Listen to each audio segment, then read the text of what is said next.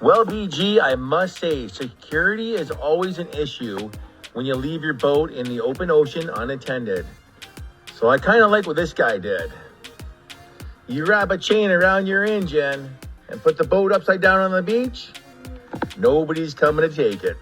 Now that clip was sent in from a good friend of the channel, Adam, who lives up in Canada, and that often reminds me one of the most popular comments we get in this channel come from international viewers, stating you must not need any type of training or anything to get a license to drive a boat in the US, and in many cases you're actually correct. A lot of areas in the United States are checkbook captain states. In other words, if you've got a big enough checkbook to buy the boat, you can go ahead and get out there on the water. But the reality is, these things don't only happen here in the US. There are plenty of other things that go wrong in other countries when captains get out there and try and get behind the helm of a boat. And today we're going to explore that, as we're going to go ahead and do the international version. Welcome back, crew, to this week's episode of Boneheaded Boaters of the Week. Now, as you can see from these images here, it's not just in the US. Plenty of captains over in other countries get out there in the water and find it's a little harder than they thought to actually get out there and handle a boat. They're dealing with a lot of the same things we deal with here in the US, such as wind and current, and one of the other things they deal with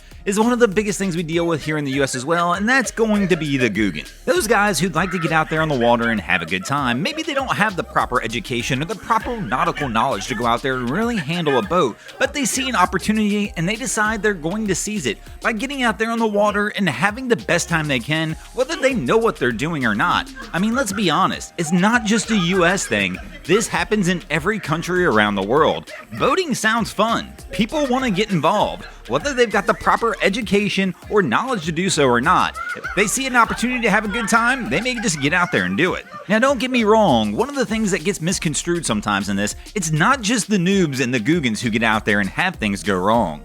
Many times, seasoned captains will get out there and just have a bad day. It doesn't take much for this to happen. You can get out there and just one small miscalculation can take what was supposed to be a fun day out on the water boating and turn it into, well, something not so fun. I mean, too many times in boating, people think it's just going to be easy. So many people get into this lifestyle thinking, man, I can drive a car, I 100% can drive a boat, not realizing that it is two different worlds and you are dealing with two different sets of issues with each one. With wind and current and various things going on in boating, it is not quite the same as driving your four-wheeled automobile down the highway. One thing is very similar to operating your automobile as to operating the boat though, and that is one of the biggest problems you'll probably have when operating the vessel is going to be dealing with the other boaters who are out there on the water. This is one of the biggest things that most seasoned boaters will tell you is they avoid any type of holiday weekend or any type of weekend in general. They don't want to be on the water when the weekend warriors are out there because those are typically the guys who don't know what they're doing.